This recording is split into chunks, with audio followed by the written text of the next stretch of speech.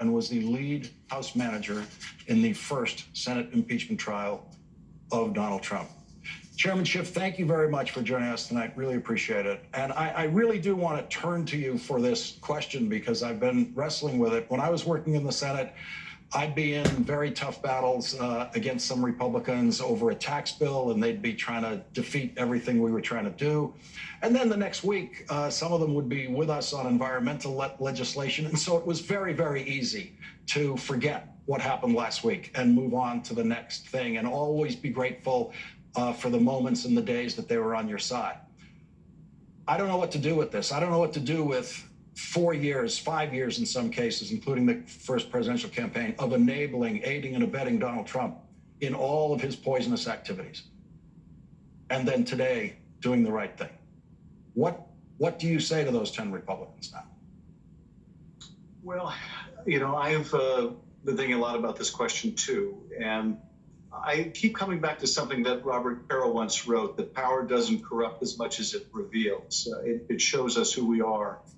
And the course of his presidency, you know, I've thought about that in the context of people who debase themselves, are willing to do anything to sit at Donald Trump's table, to share that power, who are willing to forsake everything they claim to have believed in until they got to a certain point. And you saw, you know, someone destroy the independence of the Justice Department like Bill Barr, reach a certain point where even he couldn't go beyond that.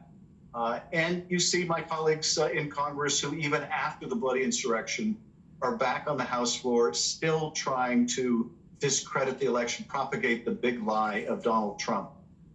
But you see other Republicans like the 10 today who reached the point where they could go no farther. And, you know, I think it is a function of human nature. And that is, you know, it's neither black nor white. It's a lot of shades of gray.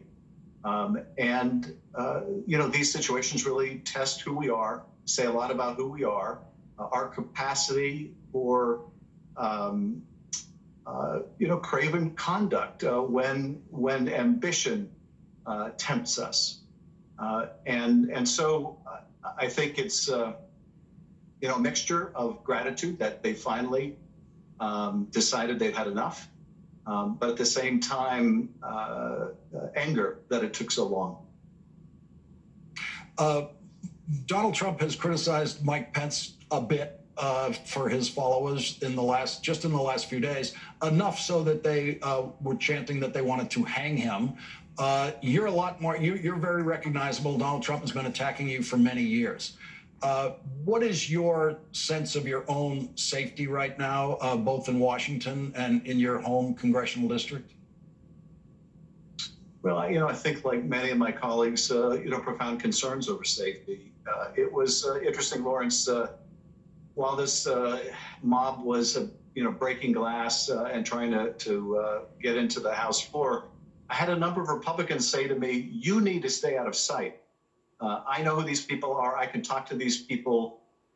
You're in a completely different situation. And, you know, I felt in one way touched that they were concerned for my safety. But at the same time, I recognized that my safety was imperiled because they joined the president in telling big lies about me for the last 4 years. And so, you know, I think all of us, you know, whether we're well-known or not well-known these days, feel a acute sense of risk to ourselves, to our families. You know, this is not something I ever expected to experience in the United States of America. But then again, I never expected to have National Guard members sleeping in the quarters of the Congress of the United States. The scenes around the Capitol, Lawrence, they remind me when I visit Baghdad, the fortified green zone in Baghdad, when you have large barricades and fences and barbed wire and troops with AK-47s protecting the institutions of government. That is not what I'm used to seeing in America. I'll tell you, I would love to see today, you talk about where this day is placed in history. I would like to believe that this is the day that America got off the road towards autocracy and got back on the path our founders envisioned, and that is of a democratic republic. Let's listen to what the Republican leader of the House said today on the House floor. The president bears responsibility for Wednesday's attack on Congress by mob rioters. He should have immediately denounced the mob when he saw what was unfolding. These facts require immediate action by President Trump. Accept his share of responsibility, quell the brewing unrest, and ensure President-elect Biden is able to successfully begin his term. And of course, he called for a possible censure motion against the president in his comments. What was your reaction to that? Kevin McCarthy is as close as you will find to pure ambition, unadulterated by any sense of principle. That is sadly who he is. And I think anyone who has worked with him, spoken with him, recognizes that is all he amounts to. And so you have to view what he said today through the prism of Kevin McCarthy trying to figure out how to maintain the votes he needs in caucus. Kevin McCarthy figuring out how does he get the money to start flowing again from the lobbyists on Bay Street. That's all that motivates this man. He was the biggest water carrier for this president in the entire Congress. He debased himself time and time again. He showed no independence from this president. So frankly, anything Kevin McCarthy has to say right now ought to be greeted with the most profound skepticism. Chairman Adam Schiff, thank you very much for starting off our discussion tonight. And I hope that a mask helps keep you safe in more ways than one these days. Thank you very much, Mr. Chairman. Thank you, Lawrence. Coming up,